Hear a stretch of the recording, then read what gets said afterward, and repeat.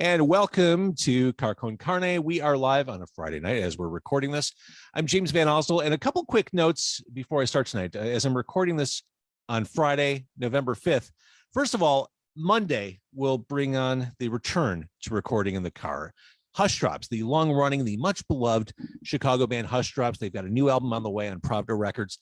They'll be joining me to usher in the return to recording in the car on Monday. Also, as I speak, Dan Vapid and the Cheats just put out their new album today. Dan Vapid and the Cheats were on the show earlier this week. It is a high watermark for Dan Vapid, and that is saying something. Here's a guy who was in Screeching Weasel, the Riverdales, the Methadones. The new album is fantastic. You can listen back to the interview. You can watch the interview, but definitely check out the music. Stream it, buy it, celebrate it.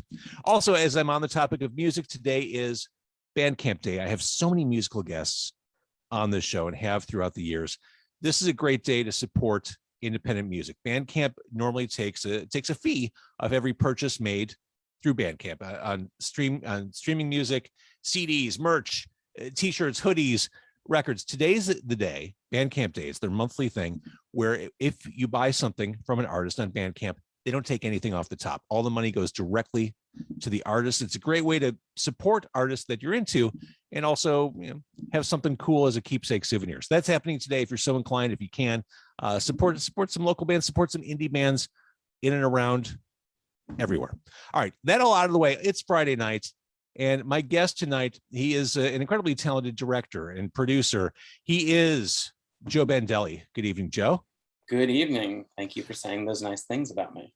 Before we talk about the new documentary, Paranormal Activity, Unknown Dimension, I want to say that you are partly responsible for the fact that I will not walk into an unfinished basement again as long as I live because of the Hell House movies. Good old House LLC. Yeah. You know, we actually, the writer-director Stephen Cognetti and I, we went back there to visit this past Halloween. And to the Abaddon? Yeah, we went to the Abaddon Hotel, which is actually the Waldorf Estate of Fear in Lehighton, Pennsylvania. And we went there, and the owner, Angie Moyer, she always tells us that that's the number one request. Anytime people show up, they're like, "Can we see the basement? Can we see the basement?" And we're like, that was the worst place to film. It was like a 4-foot ceiling. Like, it was just terrible to be in. But yes, we're as long as you're getting terrified, I think we're doing our jobs, right? Those movies have some indelible moments, and they mostly revolve around clown mannequins. Just really well done stuff. Thank you. And I bring up the Hell House movies, well, for a lot of reasons. One, I mean, they're found footage movies. And when we talk about found footage movies, inevitably the discussion leads us to Paranormal Activity, which I watched this documentary. It's on Paramount Plus right now.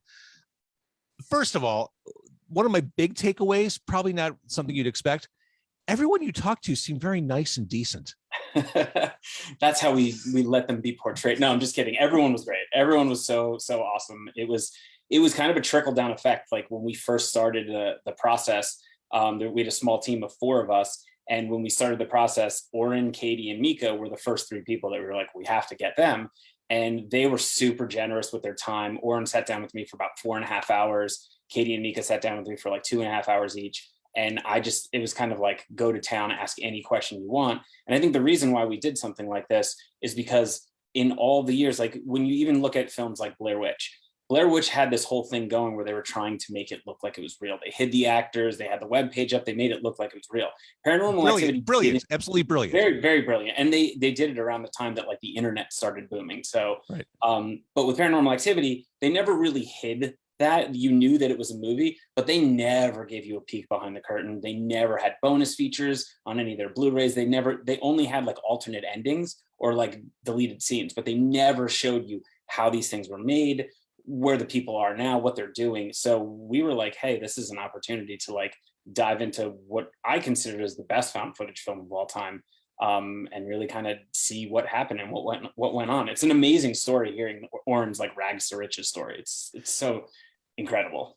Truly. So you cover everything, the birth of Paranormal Activity through the end. I mean, basically the documentary sets up the new movie that just came out at the same time Correct. as the documentary.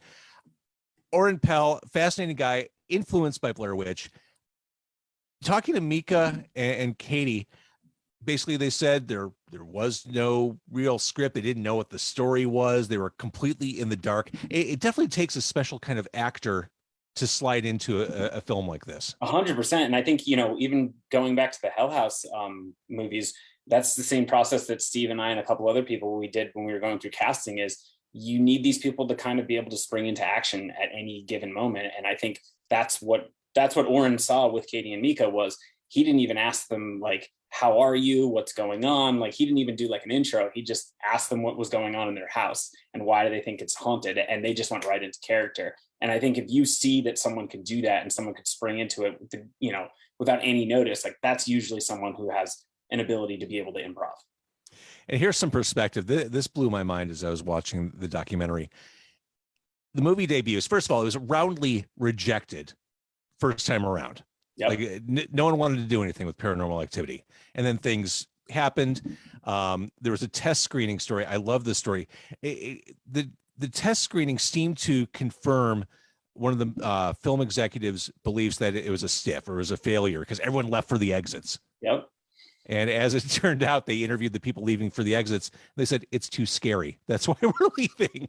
Yeah. And I remember, I don't know if you remember, but I remember when that movie came out. I was in college when it came out. Or no, I was definitely not in college. I'm much older than that. But when it came out, I remember I lived near a college campus, and that was the only place that you could see it because people were demanding it to get it in college campuses and in like smaller theaters. And I remember just seeing like previews and seeing the trailers, and the trailers were half on the people and half showing the footage. So it was just showing the people being terrified. And that was the first time I'd ever seen anything like that.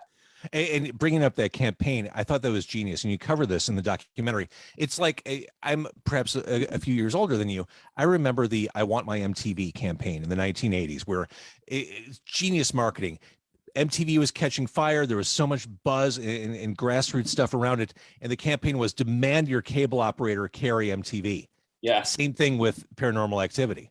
Yeah. And the funny thing about it is when I went into these interviews, like I said, before I got involved in the Hell House films, I never really loved found footage. I saw Blair Witch. I liked the concept. It was creative. It was unique, but it kind of made me sick. Like the shaky camera in a large theater, I didn't love it. And then when I saw Paranormal Activity, I was like, this is amazing. Like this is such an incredible like use of found footage. But it wasn't like my passion. And then when Stephen Cognetti brought me on to work on the Hell House films, I started getting more deeper into found footage, what we were doing. I was the, I forgot what he calls, not the fashion police, but he called me sort of I was his fact checker on anything that like wouldn't make sense, why someone would use a camera. And I started like diving into the history of found footage and all these other things. And that's sort of like kind of what came about. So when we were doing the Unknown Dimension, my goal was not to ask questions that would just sort of be a puff piece. It was to ask the real questions that I think fans want to know, like, how did you do these things? Why did you do this? And, anything that came out of that documentary was really more out of like genuine curiosity. And I think we got so many amazing answers. And to your point on the marketing thing, I went into these things assuming everyone would be like, oh my God, the marketing team was genius. The marketing team did this. But most of them were like, no. It was actually really smart that we did this campaign, but it came out of necessity because we didn't have any money to put behind it. Like a lot of people were like, this kind of wasn't a whole marketing scheme that came up. It was like one or two people that were like, hey, we don't have money. Let's do this demand it campaign and let's see if that does anything. And it was kind of one of those things where anytime they put a movie up in a theater, if it didn't sell out, they were pretty much the movie was over. Wasn't going to get bought. Nothing was going to happen. And it just kept selling out and selling out and selling out, that's mind-boggling, which I think is what Oren says in the documentary. So fast forwarding, that first one made $193.4 million on a $15,000 budget. Yep. It debuts. Was Katie working across the street at a Buca di Beppo? She was talk about perspective. Yeah, she was working at a Buca di Beppo, and I think what she said to me was, and like another great thing that's great about this is I just told you I spent like 9 hours with the three of them. I cannot tell you how much stuff we couldn't put in this film, but there's so many stories and so many awesome things. But with Katie specifically, like most actors, especially actors in found footage, no one thinks it's going to become $1 billion franchise. No one expects it to do what it did. So she went back to, auditioning, working at Luca di Beppo. And I think she started seeing the momentum. And the day that she realized, like, hey, I shouldn't be working here, was when the people were walking across the street and being like, wait a second, are you that person? And so that was really funny. And I thought that there's so many more stories like that with a lot of the cast that we just couldn't put into the film because we needed to make it, 95 minutes ish. For sure. But that moment of realization where, oh, I can quit my day job. Yep. Yeah. Isn't that something we all pine for? Isn't that the American dream? I mean, that's exactly why Oren made this movie, because he did not, I can't tell you, he told me at least a dozen times in my interview with him that the whole reason why he did this was because he just didn't want to work at his job. His job sucked and he never wanted to work at that job again. And the setup of filming that first movie in his house, again, focusing on Mika and Katie, what a leap of faith. I mean, it could have probably seemed a little creepy. Yeah. And this is the thing that blows my mind about this is I've worked in found footage. I've worked on 3 films. Other people, especially filmmakers who are just getting started, a lot of people have worked on found footage movies. Usually they're like 7 to 10 day shoots. You might have some reshoots and everything. That's what the first movie did. That's what Oren, Katie, and Mika did. But when you look at the process of how they kind of reverse engineered making the movies with a studio in 2 through 6, the filming time on those movies were like 6 months. Like that's the amount of time it took to make Lord of the Rings. You know what I mean? Like you would think it would be easier and it'd be like, hey, let's get our ducks in a row. Let's figure this out. But there was something about trying to make it sort of like a student film quality that just baffled everyone. And obviously they did a good job and they brought in the right filmmakers and had the right team to do it because it was successful for such a long period of time. But that was another fact that just blew my mind. It was like they could have made 12 Hobbit movies with the time that they were shooting these Paranormal Activity movies. Well, it's interesting, and you can clarify my memory here, but watching your movie, basically the movie was done, but the studio had the inclination to completely redo it from the ground up. Like, Sure. yeah, that's cute, that's quaint, but they wanted to gloss it up. They wanted to, yeah, they wanted to Hollywood it. They wanted to bring in, Brad Pitt and Jennifer Lopez. They wanted to make it big actors. And I think Mika says it in the documentary, but the reason why the film works is because Katie and Mika weren't known actors and they were very unknown. And you're watching these people and you can relate to them more than you can if you see George Clooney on the screen. Exactly. And they're very believable as a couple. Yep. Which, I mean, the screen tests were right on. I mean, I bought into them. Yeah, and they're still great friends to today, and they have great chemistry with one another. I'd love to see them in another project together at some point. So jumping ahead through the movies, and you literally do talk to everyone. You talk to Jason Blum. I mean, you talk to the executives. Blum said that the 4th and 6th are the worst of the franchise. Is that fair? That is very fair. that is I would say from a fan's perspective, those 2 would probably be the not so liked ones in the franchise. Marked ones? So this is the funny thing. I've always thought Marked Ones was kind of one of those films that it didn't get the credit it deserves. It was Christopher Landon's second feature film that he directed. He's such a brilliant filmmaker and he's really smart. And I think the problem, they told us a bunch of the things that some of them are in the documentary, some of them aren't, but there were a lot of things that went wrong with that. Like for starters, it was marketed as a spinoff. It was marketed as a completely different movie. And then when they were shooting it and they realized the ending didn't work, they tied it in directly to the first film, but they still marketed it as a spinoff. So you lost an audience of people who were like, oh, this isn't that Paranormal Activity. Then the second thing is it was the first movie that they did in January. They released it in January, whereas 1, 2, and 3 were released around Halloween time, and Halloween was sort of their market. So I believe the studio had The Devil Inside or something came out the previous year in January, and they had success with it. So they did that. And then the third thing that Chris told me was the weekend that they released it in January, there was a giant blizzard that hit the East Coast. So they had like so many different things working against them. So it was weird because the film is actually, upon going back and looking at it, I would say the first one obviously is always, that's the mecca that everyone tries to live up to. The third one I think is a big one that people think is the best. And then I think the fifth, the Marked Ones, is like right underneath the third one. Talk a little bit about found footage just as a genre, because there's that storytelling technique where as a viewer, we're limited by what the camera is showing us. And we know that there's shit going on all around it. And that is nerve wracking. It's stressful because your brain starts to try and fill in what's on the fringes. I love it, but tell me what appeals to you about it. I think with found footage, there's a couple things. One, found footage is very forgiving. Like you could have mistakes, you could have lighting issues, you could have certain problems. Found footage will kind of cover up and disguise all of those things. So if you're a young filmmaker and you're trying to make a film, found footage usually is a good kind of segue to get into something because, you know, what you can shoot, if you're shooting on a normal set, on a narrative feature, if you're shooting 3 to 5 pages of your script a day, which is usually around the average, you could probably do somewhere in the vein of like 10 to 15 pages on a found footage film, which is why they're so much shorter. The second thing is the actors. Like the actors sell it. Like you have to have the right chemistry. You have to have the right people. This is why I always tell people like Hell House worked. Like we had the cast that got along with one another. And when we said cut, those actors were hanging out with one another. They were drinking with one another. They were bonding. And it felt like they've been friends for 20 or 30 years. And I think that's the same thing in Blair Witch. It's the same thing in Paranormal Activity, same thing in VHS, same thing in Grave Encounters. Like it's all these movies where these characters are very, very believable. But I think the easy side of it as a filmmaker is get people that are believable, let them improv and let them work off of the bones of your script. The hard part about it is you constantly, and I think Jason Blum even says this in the documentary, I think we left this in, you constantly have to justify where the camera is.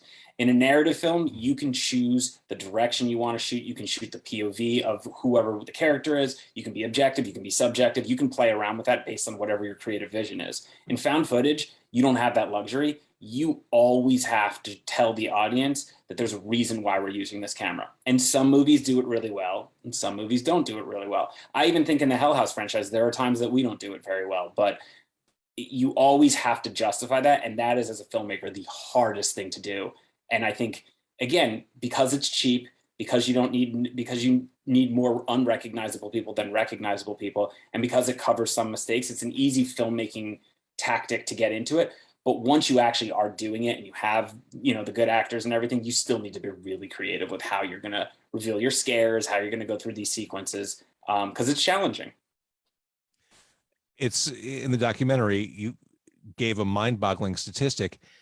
As horror franchises go, Paranormal Activity is 4th of all time. So they're behind Saw, Jaws, and Alien. But the other fact, so the producers Anthony Massey and our producers were Anthony Massey of Massey Media, Rachel Bolofsky, who is the founder of the Screamfest Film Festival, and then Nate Reagan. So the 4 of us, when we were talking about all this stuff, one of the statistics that I brought to them, and I was like, I'm like 99.9% positive this is accurate.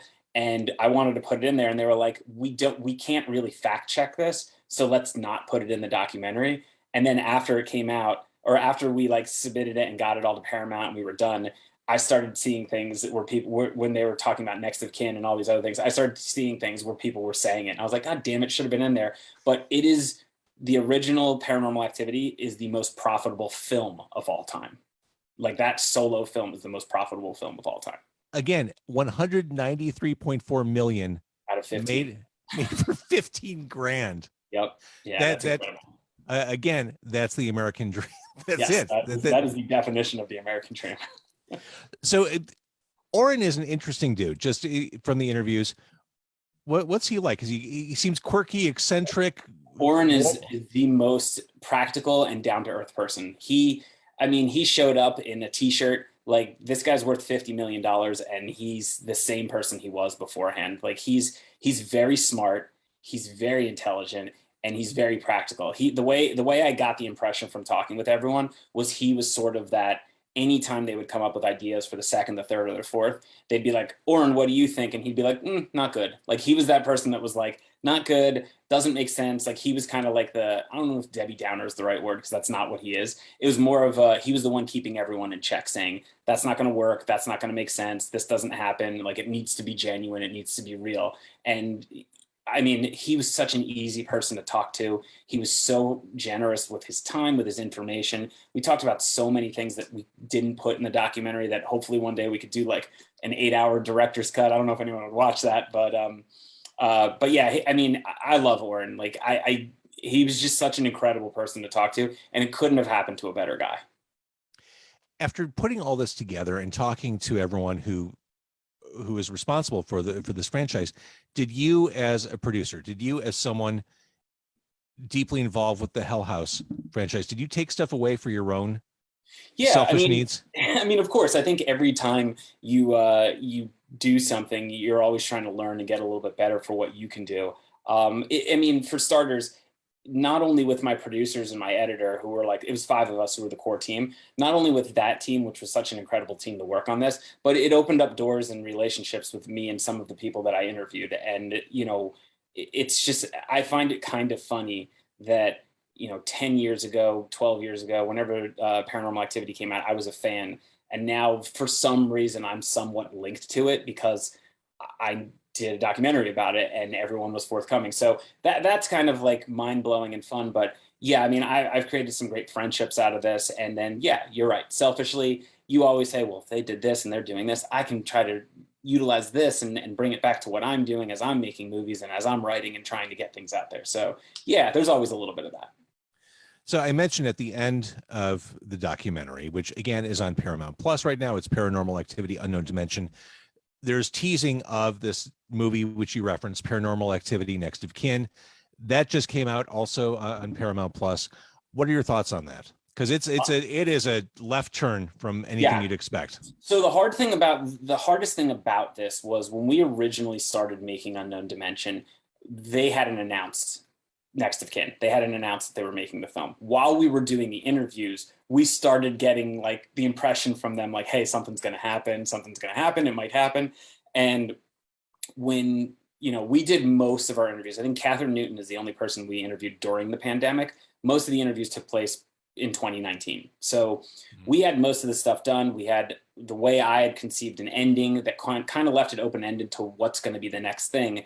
And then they announced the movie. And then it was sort of one of these things like where, we weren't even involved with Paramount from the beginning of it. We were just doing it independently on our own, but we just got one person after the next, after the next. And then we went back to Paramount because we thought it'd be a really good marketing tool for them to promote Absolutely. Next. One of the things that I think, was a little odd for me was the fact that they both got released at the same time. Because I think if they were separated a little bit, it would have been more eyes to push everyone to go see Next of Kin. But I'm still happy with how everything came out. And I think I saw Next of Kin at the premiere. I'll say this, it's a very, very scary movie. I think it's very well done. I think Will Eubank did a fantastic job with it. The cast was phenomenal in it. But I think part of me feels like you didn't necessarily need for it to be a Paranormal Activity movie because it really goes in a completely different direction. And there are talkings about them tying in what the direction is to the original canon, which I'm pretty sure they will do with an eighth or a ninth film. But as a standalone film, you tell people this is the seventh movie in the installment, and they're like, oh, I got to go back and watch all six of them. And it's like, really, you don't. Like, you could watch this movie on its own. And I think that's sort of what they were trying to do, is to bring like a fresh audience into this. Well, as a horror fan, there are things I really like about Next of Kin. Those themes of an outsider in a very isolated culture. I mean, we've seen it in Wicker Man and Midsummer. There's certain similarities, and I love that. I mean, because what a great setting, throwing someone in this alien culture that looks very normal. Yep. Yeah. And I thought that was very effective. And they did the thing that everyone had said the entire time along, is like, get out of the one house, like go to multiple locations, do a bunch of different things, do a different group of people, make it a little bit more diverse. So I think they accomplished that. And I think they did a really good job in that area. All right. Based on that, let's transition.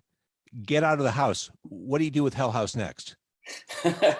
So Steve and I have we have developed we have some scripts, and we've developed a prequel series. So that makes sense. It's called the Abaddon Tapes, which they allude to at the end of the third film. And ideally, we're still in talks. There's nothing. I mean, there's been stuff on social media saying it's happening, it's not happening. It's not happening as of yet. It's something that Steve and I are still pitching and hoping to get made. Hopefully sooner rather than later, but we'll see what happens. But the series would in essence be a narrative series that ties found footage into it. So it wouldn't be a completely found footage series.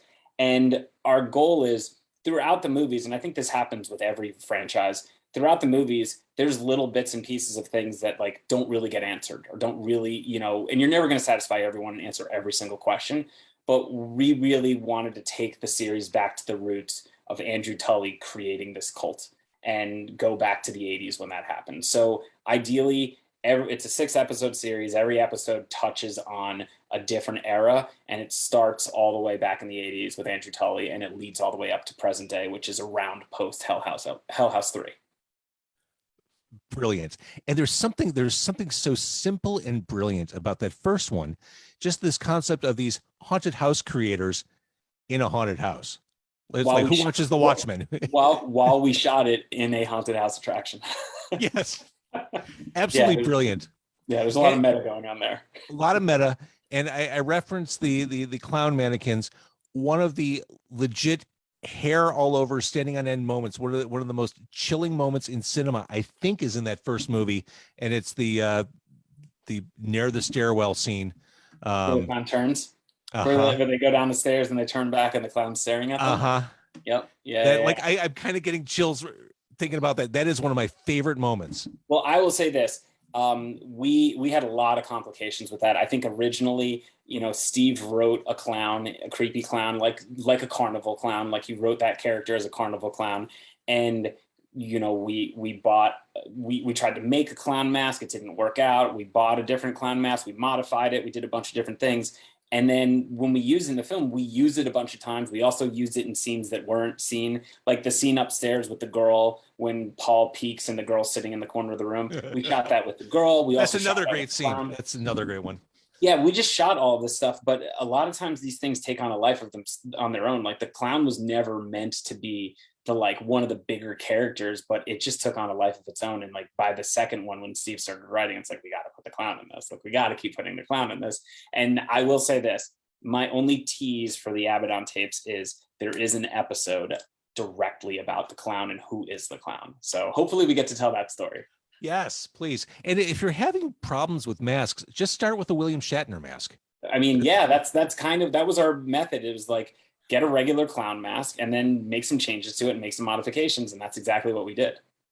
I love it. Okay. So fingers crossed that we get to see that. That would make me very happy. In the meantime, this celebration, this like deep dive into the Paranormal Activity franchise, it's Paranormal Activity, Unknown Dimension. Credit to you. And I think this speaks volumes of the documentary. I finished it and thought, well, shit, I want to binge the entire franchise now. Like it had been a while since I'd seen all the movies, but like after hearing all those stories, and again, the first thing I said, everyone is so likable. Yeah.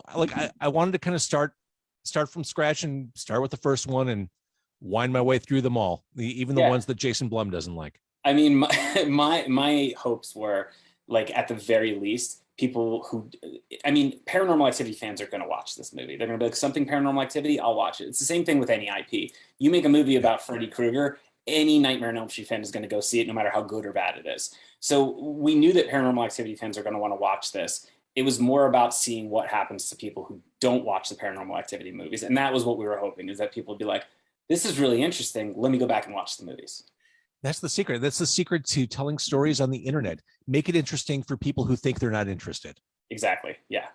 Exactly. And you nailed it. I thought it was incredibly entertaining.